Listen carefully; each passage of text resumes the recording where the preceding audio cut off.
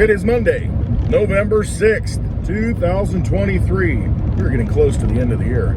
Closing in on 2024. Man, it goes quick.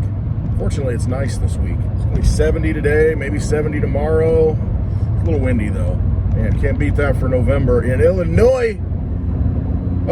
Just wait. We'll have a polar vortex coming down and blasting us with a foot of snow at some point here in the next couple of months. It'll be horrible. See Westwood wearing his stocking cap and not wearing the shorts and flip-flops like I have on today. Nope, not going to happen. All right, I was watching this morning. There's two things. I was watching this morning this Lael Brainard. She was the former Fed vice president, and right now she's the director of, I don't even know what it is, some title, council, economic council, something. Anyway, she's up there touting the merits of Bidenomics and how compared to other countries, you know, and their inflation rates and where they're at, we're doing well. So basically, we're the best horse in the glue factory. We're the best dirty t-shirt. So we're the last girl at the bar when it closes. I mean, to say that things are going well is an absolute farce. But she mentioned, you know, the interviewer. I can't remember his name. He's got the eye that's chimera eye, weird looking eye that interviewed Sam Bankman-Fried. He was just on The Simpsons, you know, a caricature of him interviewing somebody.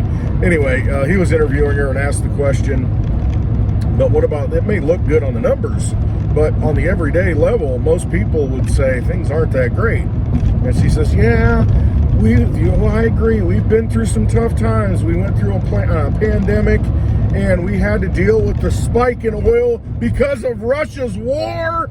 I mean, these people just rewrite everything they want. They just make it up as they go along. Now, let that be a good lesson, though. See, they're manifesting their own reality. We have a different reality because we live in reality. But they're manifesting this reality. And, yeah, you know what? Some people believe that. And they choose to believe that. So let that be a lesson that, yes, we can manifest our own reality. You can, whether or not it's true, well, you got to find what's true. Who defines what's true? Who defines what truth is? Kind of all of us. So if we all manifest a different reality and we just say, F you, you're a DC corporation, we're not going to play your game anymore. We're sovereign. Whatever we want to manifest is what becomes reality, because obviously that's how they do things. They think that they're on the side of justice and democracy. Well, first of all, it's not a democracy. It's a republic. But they keep calling it a democracy. See, they manifest this stuff into existence. Pretty soon, I mean, people start using the term. Just like George W. Remember George W.? You know, we all used to say nuclear families, nuclear weapons. And then he said nuclear weapons. We've got nuclear weapons over there. There's a possibility they have weapons of mass destruction, nuclear. And now I see smart people even say nuclear. It's easy to confuse. Smart people say nuclear. But many people now, I've found, after his whole, you know, gotta use the right word,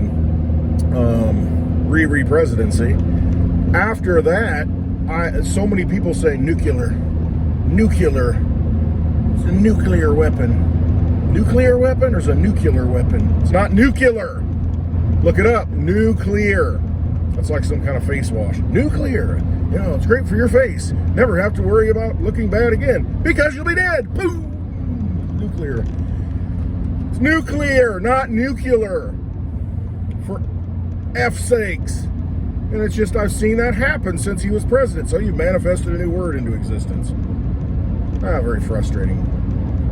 But anyway, so much for that.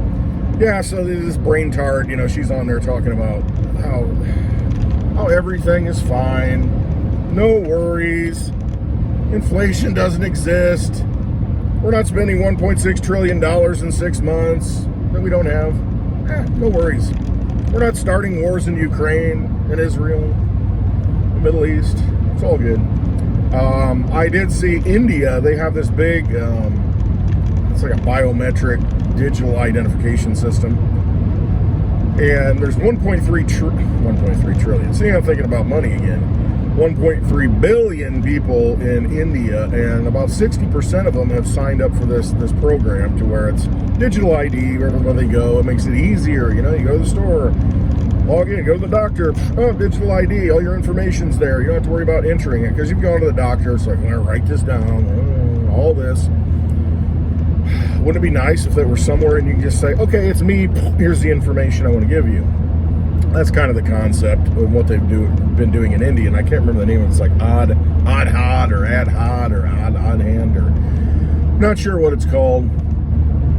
But it's this digital identification system, which on the surface, it's like, yeah, it makes sense. It makes it a lot easier, saves a lot of time. You don't have all the repetition of putting in the information every time you go somewhere.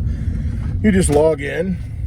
It might be a biometric scan of your thumbprint, your eyes, your face. I can't remember what it is, whatever they use. Well, anyway, it got hacked.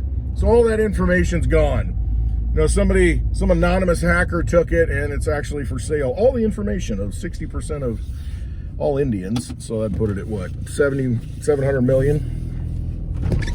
700 million Indians is out there on the dark web and for sale for $80,000 for all that information. Personal identification numbers, addresses, names, whatever. First pet's name, whatever you use for the, the backup stuff. First street you lived on. Where did you meet your spouse? All that information. They have it now. And so it gives you a good idea of what would happen, once the people say, hey, we need a digital identity. We need to identify everybody. Okay, I get that. The problem is we don't want government or even a private company holding that data in a centralized location, because if they do, they can get hacked. And then all that information's gone. So how secure is that? So that's why it's important to have things like Digi ID. I think they call it edge computing, to where there's no one that holds that information. You hold that information, and then you're the one that authenticates with a secure authentication mechanism that's on the edge, not in a centralized location. And then you can say, hey, okay, yes, you can have this information. I'll allow you to have this particular information. But man, you put it in the hands of government. What's government do well? Besides get bigger. That's what they do. Lie to you, get bigger, steal your energy. So yeah, be careful as far as that stuff goes. That's just not a good thing. Centralized management of data. That's why the blockchain is so important. It's a decentralized mechanism to manage data in an encrypted format. So if you've got a private key, you're the only one who can access that information. The blockchain is like the best secure storage warehouse that's decentralized out there ever. And it's an amazing invention. It's pretty cool. Instead of putting all your eggs in one basket, we'll spread them all out. I can move them around anywhere I want. I got the private key. I control it. If you don't have the private key, you can't access it. So, think about Digi ID. And I can't go into the technicals because I'm not that smart. And when it comes to that stuff, I know I've used it many times, but what you do is, when you log into your phone, you've got biometric data to where you can thumb scan it, you can face scan it, you can put in a PIN code, whatever it is. So when you take possession of that phone initially, you set it up, you're the owner of it, you've identified yourself as this person, and you're the only one that can get into it. Unless somebody hacks it or cuts your thumb off and thumbprints it, and face scans you when you're dead, that kind of thing. Man. But you log into your phone like that all the time. So the next step is, hey, I need to log into, this medical website, or I need to log into this government website.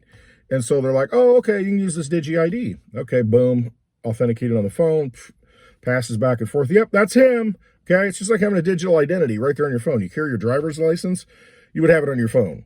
So you authenticate to your phone. We know that's you, that's on your phone. Okay, you've done various things to prove this. All right, cool. Now you can log into the website where you want to make an appointment, a doctor's appointment, or you want to schedule an appointment to go get your 2 pricks in the arm, because 2 is better than 1, right? Yeah, it's great. So you can go do that.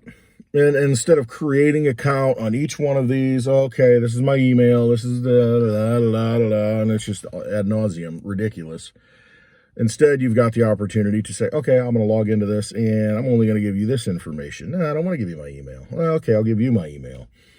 And, you know, whatever other relevant information that you want to pass on. So it makes sense. Keep it distributed.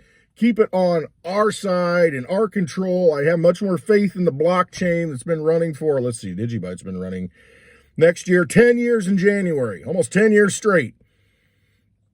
Litecoin, over 12 years straight, uninterrupted. Digibyte, 10 years straight, uninterrupted.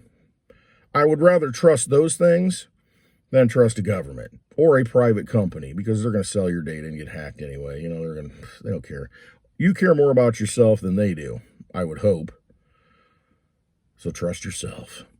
Don't trust the vampire casino, because that's what it is. All these are vampire casinos that just want to bleed you out and suck your energy and get all your information, and so they can profit from it. That's it. That's all they're there for. So don't use them. All right. That's enough of that. Hope you have a wonderful Monday. It's a beautiful day here, as I said. And just do the best you can. Realize all the frauds that are out there. You know, so hopefully you're seeing through that stuff. You're starting to break free from it. I think we are in that great awakening period where we're seeing that, you know, it's just your spidey sense goes up immediately. That sounds like crap. You know, that doesn't sound right. That sounds ridiculous. And hopefully we're at that point to where, hey, we want to minimize civilian lives in Gaza, yet we're bombing hospitals and schools. Civilian losses, I should say. We're going after the terrorists. We're going after Hamas. This is where we're going to go after them. You think they're going to be hanging out there if you're telling them that's where you're going to go after them? Doesn't make a lot of sense, does it? Just saying. Got to see through all the illusions. That's where we're at. We use discernment. And that's why I say trust yourself. Quit listening to all the noise. What are you feeling about this? What are you seeing about this? Don't wait for them to tell you how to think anymore. Don't be on the left. Don't be on the right. Be in you, in the middle. Clowns to the left of me, jokers to the right. Here I am, stuck in the middle with you. Yes, and that's basically where you're at. You know, I'd rather be stuck in the middle. So this is where I'm at, centered. Know who I am. Quit listening to all this madness.